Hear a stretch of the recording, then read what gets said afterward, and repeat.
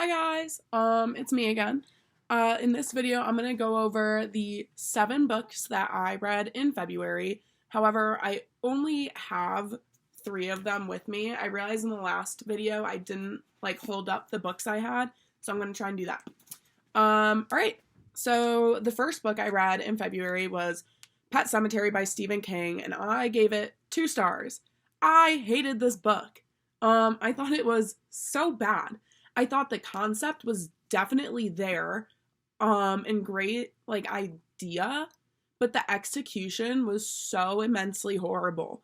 I thought it was so incredibly slow. There was no surprises. I was really hoping to, be scared.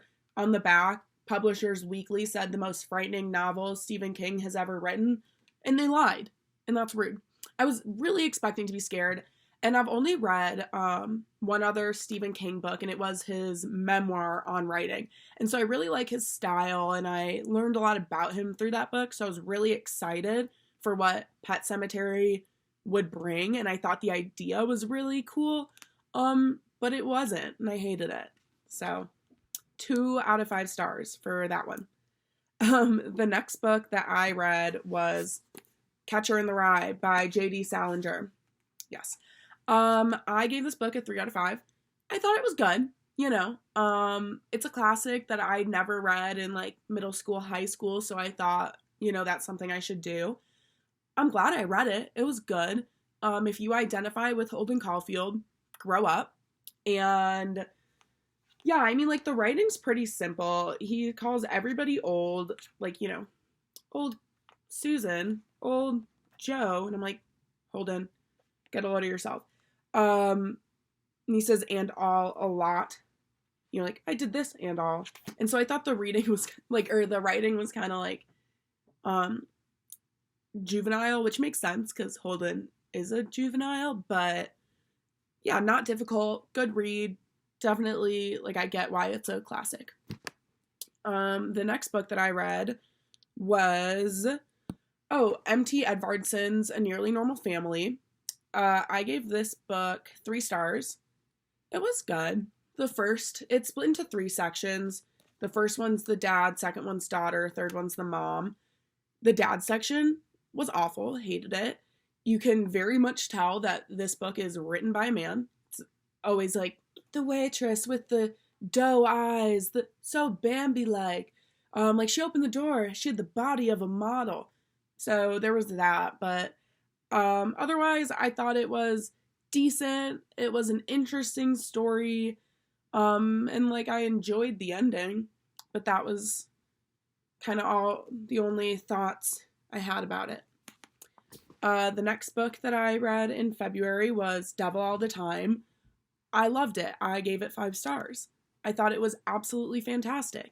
I think that I saw the movie as well, and I think that the movie really does try and stay true to form with the book, and I think it was a really cool concept, and yeah, I loved it. Highly recommend. I thought it was great. I wasn't necessarily scared during any of it, but I don't think that was really the goal. I think it's more just unnerving about how even the best people have a little bit of the devil in them. The next book I read was The Troop by Nick Cutter. This one I gave 3 stars because I was really disappointed by it. It's a horror novel about this kind of parasite, and I had seen reviews on it, and people were oh my god, it's amazing, the body horror is incredible, and you're going to be so terrified. And I was really, really excited to be scared. I was yes, horror, body horror, weird science, creepy worm stuff, and I just wasn't scared. I thought the writing was good and the story was good. I just was really not impressed by the amount of horror, and so that is kind of why I decided to give it a 3. Then I read They Both Die at the End. I hated it. I gave it a 2 out of 5 because it wasn't the worst book I've ever read. However, it's one of them, I think. I audiobooked it, and I think the audiobook did a good job. The voices were nice. It was fine. it took me so long to read, though. I started this book months ago, and then I just didn't want to finish it because I didn't care. You know, the concept was cool. Like, the whole concept is, like, you get a call being like, hey, you're gonna die today. And then, but you don't know any, like, details about it.